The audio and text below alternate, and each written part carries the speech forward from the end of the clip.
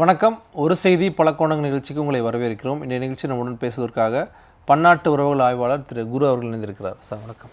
வணக்கம் சார். பல்வேறு நாடுகளுக்கிடையான போர் பதற்றம் உள்ளிட்ட பல விஷயங்கள் தொடர்ச்சியாக பேசுகிறோம். குறிப்பிட்டு ஹவுதிகள் தொடர்ச்சியாக தலைப்பு செய்திகளில் வர்றாங்க. உலக அளவில் பார்க்கும்போது யார் அந்த ஹவுதிகள்?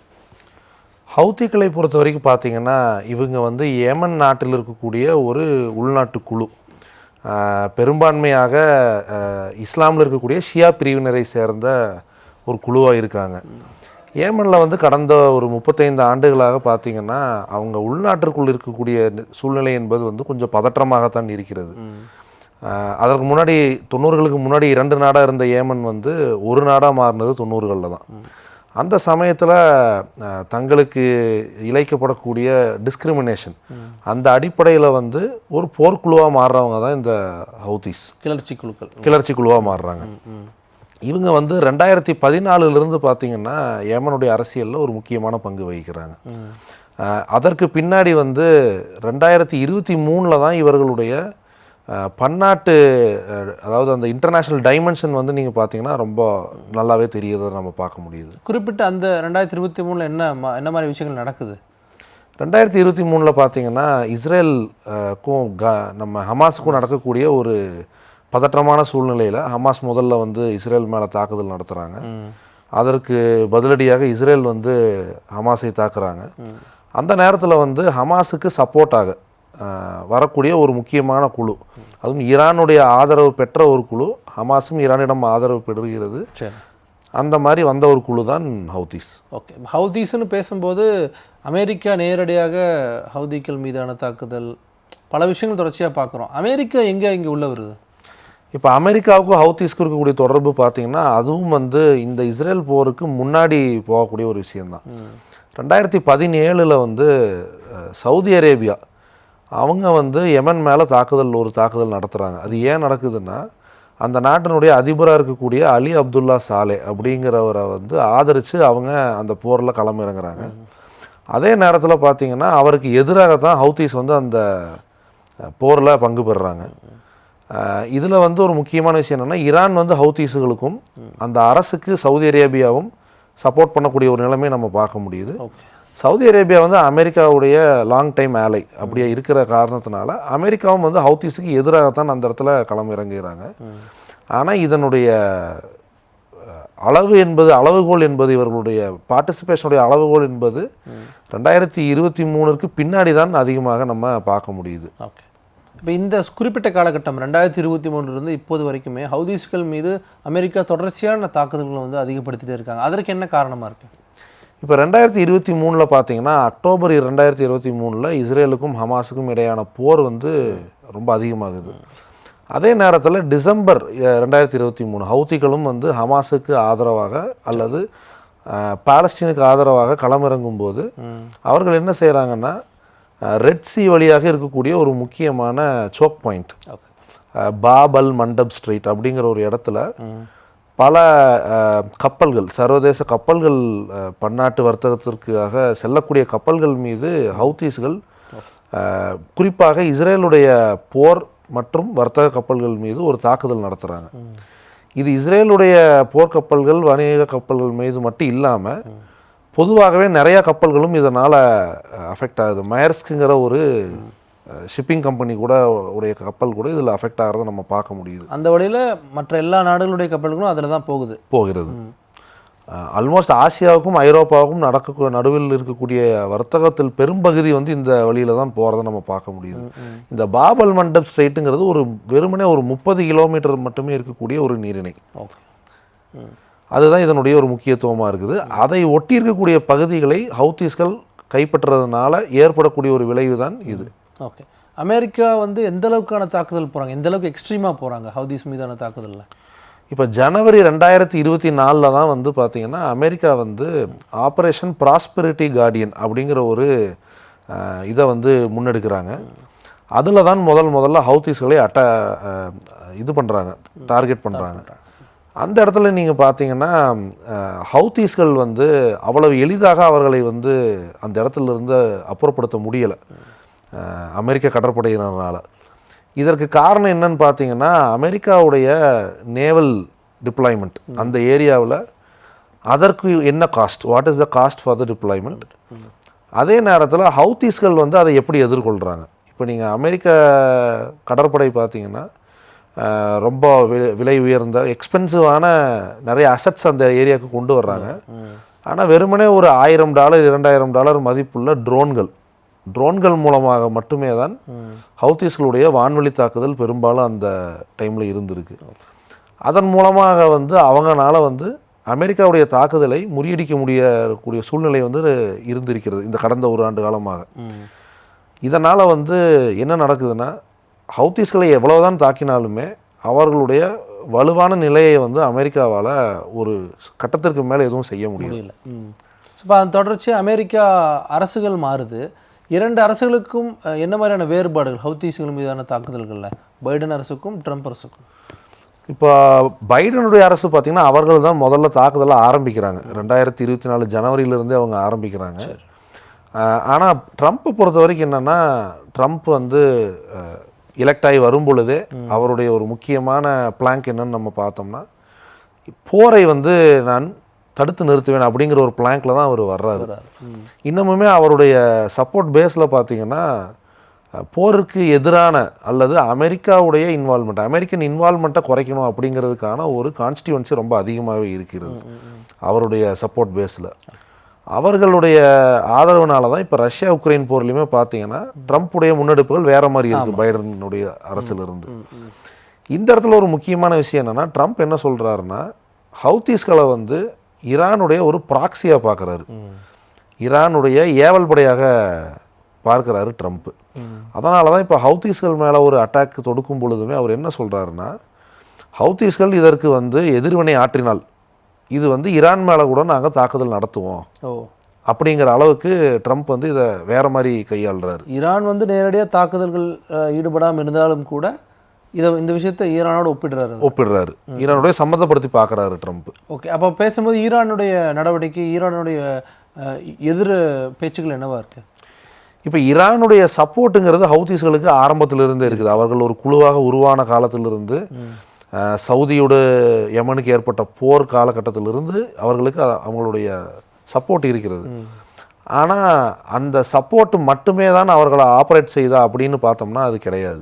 ஏன்னா நிறைய இப்போ வந்து அவங்க பாலஸ்தீனில் ஹமாஸுக்கு ஆதரவாக இறங்கும் பொழுது இஸ்ரேலுடைய அனுமதி பெற்று இறங்கலை.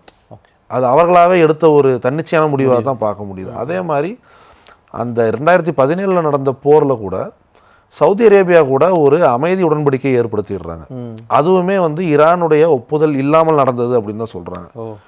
ஸோ ஹவுத்தீஸை பொறுத்த வரைக்கும் ஒரு சில இடங்களில் சப்போர்ட்டை பெறுறாங்க, அதே நேரத்தில் அவர்களும் தன்னிச்சையாக இயங்குறாங்க அப்படிங்கிறது தான் ஒரு நிதர்சனமான உண்மையாக இருக்குது. இந்த நாடுகளை தாண்டி தங்களுக்கும் ஒரு விஷயங்கள் வந்து முடிவுகள் எடுக்க முடியும் அப்படின்ட்டு எல்லை மீறி போய் அதுக்கான முடிவுகள் எடுக்கிறாங்க. ஓகே, இப்போ இந்த வணிக கப்பல்கள் மீதான தாக்குதல்கள் வந்து எந்த அளவுக்கு ஒரு மிக முக்கியமான பிரச்சனையாக மாறுது? இப்போ வணிக கப்பல்கள்னு பார்த்தீங்கன்னா பெரும்பாலும் இந்த இன்டர்நேஷ்னல் வாட்டர்ஸ் இது வழியாக செல்லக்கூடிய கப்பல்களுடைய இன்சூரன்ஸ் வந்து ஒரு குறிப்பிட்ட அளவு ஃபிக்ஸ் பண்ணியிருப்பாங்க. இந்த மாதிரி தாக்குதல்கள் நடக்கும்போது என்ன ஆகும்னா, அந்த வணிக கப்பல்கள் வந்து அந்த வழியாக செல்வதை தவிர்ப்பாங்க. அதனால் வந்து இன்னும் வந்து பெரிய ஒரு ஆப்பிரிக்கா கண்டத்தையே சுற்றி செல்லக்கூடிய ஒரு நிலை கூட கொஞ்ச நாள் ஏற்பட்டுச்சு. ஒரு சில மாத காலங்கள் அது ஏற்பட்டுச்சு.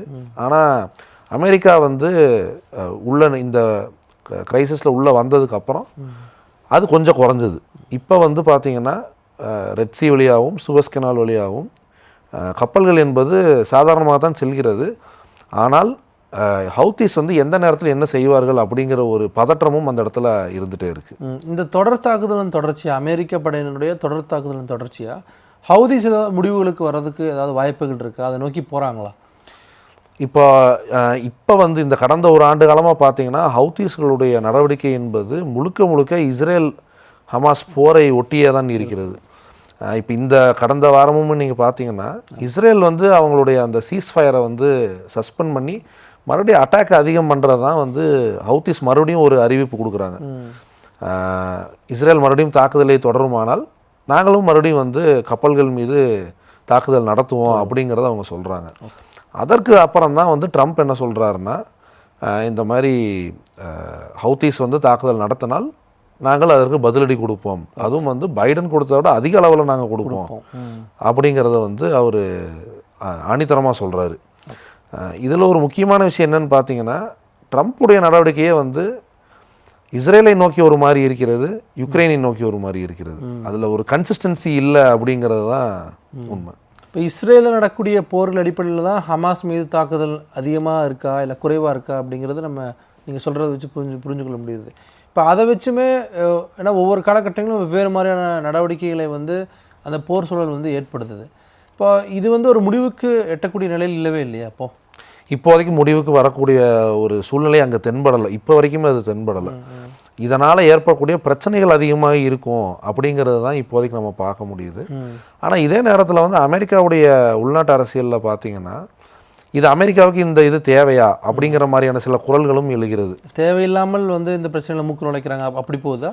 தேவையில்லாமல் இல்லை. அமெரிக்காவுடைய ரோல் என்பது பார்த்தீங்கன்னா, கடந்த ஒரு 60-70 ஆண்டுகளாக 2ஆம் உலகப் போர் முடிந்ததிலிருந்தே இன்டர்நேஷ்னல் வாட்டர்ஸ் ஸோ ப்ரொடெக்ட் பண்ணுற ஒரு ப்ரொடெக்டிவ் ஃபோர்ஸாகத்தான் இருந்திருக்கிறது. ஒரு ப்ளூ வாட்டர் நேவி அப்படின்னு சொல்லக்கூடிய ஒரு இதை வந்து அமெரிக்கா மட்டும்தான் உலகத்திலேயே வச்சுருக்குது. எந்த இடத்துல உலகத்தில் வேண்டுமானாலும் தங்களுடைய கடற்படையினால் தே கேன் ப்ரொஜெக்ட் பவர் அப்படிங்கிற ஒரு விஷயத்தை. ஆனால் இப்போ வந்து ட்ரம்ப் வந்ததுக்கப்புறம் என்ன குரல்கள் வருதுன்னா, இதனால் அமெரிக்காவிற்கு என்ன லாபம்?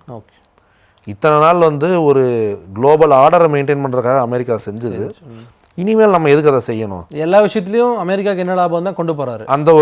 அந்த ஒரு துணி எப்பவுமே இருக்கிறது. ட்ரம்ப்புடைய நடவடிக்கைகளாக இருக்கட்டும், அமெரிக்காவில் இருக்கக்கூடிய உள்நாட்டு அரசியல் இப்போ எப்படி மாறி இருக்குது அப்படிங்கிறதும் அதை நோக்கி தான் சில நேரங்கள் நம்ம பார்க்க வேண்டியது இருக்குது. ஓகே, இப்போ எண்ணெய் வள நாடுகள் வந்து இந்த பிரச்சனைகள் எப்படி பார்க்குறாங்க? ஹவுதீஸ் அமெரிக்கா படையினருக்கு இடையே அந்த பிரச்சனைகள், அது ஒரு முக்கியமான கேள்வி நீங்கள் சொன்னது. இப்போ சவுதி அரேபியா, ஈஜிப்ட் போன்ற அந்த ரீஜனில் இருக்கக்கூடிய நாடுகள் வந்து அமெரிக்காவுடைய இந்த தாக்குதலில் ஈடுபடலை. ஏன்னா அவர்கள் அத்தனை பேருமே வந்து இந்த சீலேன்ஸ், அந்த ஸ்ட்ரெயிட் மூலமாக செல்லக்கூடிய கப்பல் போக்குவரத்தை நம்பி தான் அவர்களுடைய பொருளாதாரம் இருக்கிறதுனால பெரும்பாலும் அமெரிக்காவுக்கு ஆதரவாக இந்த ஆப்ரேஷனில் இறங்கியிருக்கிறது பார்த்தீங்கன்னா மற்ற மேற்குலக நாடுகள் மட்டும்தான் இருக்கிறது. கண்டிப்பாக இஸ்ரேலும் இருக்குது. இஸ்ரேலும் வந்து தனியாக அவர்களும் தாக்குதல் நடத்தியிருக்காங்க ஹவுதீஸ் மேலே. ஆனால் அவர்கள் இல்லாமல் ஐக்கிய அரபு அமீரகமாக இருக்கட்டும், சவுதி அரேபியாவாக இருக்கட்டும், ஈஜிப்டாக இருக்கட்டும், இவர்கள் 3 பேரும் தான் அந்த ரீஜனல் பவர்ஸ் ரொம்ப முக்கியமானவங்க. அவர்கள் யாருமே இதில் வந்து ஒரு பங்கு எடுத்துக்கிறதுக்கு விரும்பலை இப்போ வரைக்குமே. கருத்துக்கள் சொல்கிறது இல்லை இதை வந்து 2 நாடுகளும் இந்த அளவுக்கு குறைச்சிக்கலாம் அந்த மாதிரி ஏதாவது விஷயங்கள்? அவர்களுடைய நிலைப்பாடே வந்து இஸ்ரேல் இப்போ இதுக்குள்ளே இந்த பிரச்சனைக்குள்ளே வந்ததுனால அவர்களுடைய நிலைப்பாடு கொஞ்சம் தடுமாறுது. ஏன்னா ஹவுதீஸ்கள் வந்து பாலஸ்தீனியர்களுக்கு நேரடியாக ஆதரவு தெரிவிக்கிறதுக்காகத்தான் இதை பண்ணுறோன்னு சொல்கிறாங்க. அப்போ அவர்களுக்கு எதிராக தங்களை நிலைநிறுத்தி கொள்ளும் பிம்பம் ஏற்பட்டால் என்ன நடக்கும் அப்படிங்கிற ஒரு பயம் வந்து நீங்கள் சொல்லக்கூடிய அந்த எண்ணெய் வள நாடுகள் ஈஜிப்டு, யுஏஇ, சவுதி அரேபியாவுக்கு இருக்கிறது. அந்த ஒரு கம்பல்ஷன்னால தான் அவங்க வந்து இதை பெரும்பாலும் எடுக்க மாட்டேங்கிறாங்க அப்படிங்கிற ஒரு கருத்தும் இருக்கிறது. ஓகே, இப்போ ட்ரம்ப் வந்து ஒவ்வொரு போர், நீங்கள் சொன்ன மாதிரி ஒவ்வொரு போர் சார்ந்த விஷயங்கள் வந்து தலையிட்டு இதில் அமெரிக்காவுடைய நடவடிக்கை என்னவா இருக்குது, முடிவு என்னவா இருக்குன்னு சொல்லி வராரு. இப்போ இந்த விஷயத்தில் வந்து அமெரிக்கா எடுக்கக்கூடிய முடிவை மற்ற உலக நாடுகள் எப்படி பார்க்குது? இப்போ ரஷ்யாவோ இல்லை மற்ற முக்கியமான ஒரு பவர்ஃபுல் கண்ட்ரிஸ்ன்னு சொல்லப்படக்கூடிய நாடுகள் எப்படி பார்க்குறாங்க? அதுவும் ஒரு முக்கியமான கேள்வி. இப்போ நீங்கள் பார்த்தீங்கன்னா அமெரிக்கர்கள் சிலர் அவங்க உள்நாட்டு அரசியலில் சொல்கிற விஷயம் ஒரு விதத்தில் உண்மையாக தான் இருக்கிறது. ஏன்னா இந்த வழியாக நடக்கக்கூடிய வர்த்தகத்தினால பெருமளவு பெனிஃபிட் ஆகிறது யாருன்னு பார்த்தீங்கன்னா சைனா. சைனாவுக்கும் சீனாவுக்கும் ஐரோப்பிய நாடுகளுக்கும் நடக்கக்கூடிய வர்த்தகம் வந்து பெரும்பாலும் இது வழியாகத்தான் செல்கிறது. இன்ஃபேக்ட் சைனா வந்து அந்த ஏரியாவில் எரிட்ரியாங்கிற ஒரு கண்ட்ரியில் வந்து ஒரு கப்பல் படை தலைமை வச்சுருக்காங்க. அந்த அளவுக்கு இது வந்து வர்த்தக ரீதியாக சீனாவுக்கு ரொம்ப முக்கியமான இருக்குது. கடந்த ஒரு 10-20 ஆண்டுகள்னு சொல்லிக்கலாம். சைனாவுடைய வளர்ச்சி ரொம்ப அதிகமாகிற காலகட்டத்தில் வந்து ஒரு விதத்தில் வந்து அவர்கள் சொல்லக்கூடிய வாதம் என்னென்னா, இது சீனாவுக்கு தான் நீங்கள் வந்து பெனிஃபிட் ஆகிறதுக்காக இந்த ஆப்ரேஷன் நடக்குது, அமெரிக்காவுக்கோ அல்லது மற்ற மேற்குலக நாடுகளுக்கு இதனால் ஏற்படக்கூடிய பெனிஃபிட்டை விட சீனாவுக்கு அதிகமாக நடக்குது. அதே இடத்துல பார்த்தீங்கன்னா சீனா எந்த இடத்துலையுமே வந்து அமெரிக்காவுடைய இந்த தாக்குதலை வரவேற்கவும் இல்லை, எதிர்க்கவும் இல்லை. அது ஒரு முக்கியமான ஒரு விஷயமாக தான் நம்ம பார்க்க வேண்டியது இருக்குது. ஏன்னா அவர்களுக்கு அது தேவைப்படுது அப்படின்னு தான் நம்ம அதை எடுத்துக்கணும். அதே நேரத்தில் வந்து அவர்கள் போய் அந்த இடத்துல வந்து அதற்கான விலையை கொடுக்க வேண்டிய அவசியம் இல்லாமல் இருக்கிறதாக தான் அவங்க பார்க்குறாங்க. ஓகே, ஒரு சைலண்ட் வாட்சராக தான் இருக்காங்க. வாட்சராக தான் இருக்காங்க. ஓகே, குறிப்பிட்ட இந்த ஹமாஸ் வந்து என்ன மாதிரியான விஷயங்கள் பண்ணுறாங்க அப்படிங்கிறத குறிப்பிட்டிருந்தீங்க. ஹவுதிகளுடைய நிலை நாட்கள் கடக்க கடக்க என்ன மாதிரி இருக்கும்? ஹவுதிகளை பொறுத்த வரைக்கும் பார்த்தீங்கன்னா இத்தனை நாட்களாக அவர்கள் சர்வதேச அல்லது பன்னாட்டு பிரச்சனைகள் எதற்குமே அவர்கள் தலையிடவில்லை. அவர்கள் யெமனுக்கு உள்ளே நடக்கக்கூடிய பிரச்சனைகள் மட்டும்தான் அவர்களுடைய கவனம் பெரும்பாலும் இருந்தது. இந்த 2023க்கு அப்புறம் தான் முதல் இவங்க இந்த மாதிரியான ஒரு முன்னெடுப்பு எடுக்கிறாங்க. இதனுடைய தாக்கம் என்பது பார்த்திங்கன்னா நிச்சயமாக வர்த்தக ரீதியாக, பொருளாதார ரீதியாக உலகம் முழுக்க இருக்கும். ஏன்னா இந்தியா உட்பட ஆசிய நாடுகள் பெரும்பாலும் இந்த ஒரு ஸ்ட்ரெயிட்டை நம்பித்தான் அவர்களுடைய வர்த்தகம் நடக்கிறது. அதுவும் வந்து ஐரோப்பாவிற்கு செல்லக்கூடிய வர்த்தகம் என்பது முழுக்க இந்த இடத்த நம்பித்தான் இருக்கிறது. அவர்கள் மட்டும் இல்லாமல் எண்ணெய் வள நாடுகளுக்கும் வந்து இதை நம்பி இருக்காங்க. இது பெருசாகுதா இல்லை இந்த பிரச்சனை வந்து எந்த அளவுக்கு இது வந்து பெரியது ஆகிறதுங்கிறத பொறுத்து அவர்களுடைய நிலை வந்து எப்படி இருக்குங்கிறத நம்ம பார்க்கலாம். ஓகே சார், பார்க்கலாம். குறிப்பிட்டு பல விஷயங்களை பேசியிருந்தீங்க. அரங்கத்தில் பல விஷயங்களை பண்ணதுக்கு ரொம்ப நன்றி சார். நன்றி சார். நேயர்களே, மீண்டும் ஒரு நிகழ்ச்சி சந்திக்கலாம். நன்றி, வணக்கம்.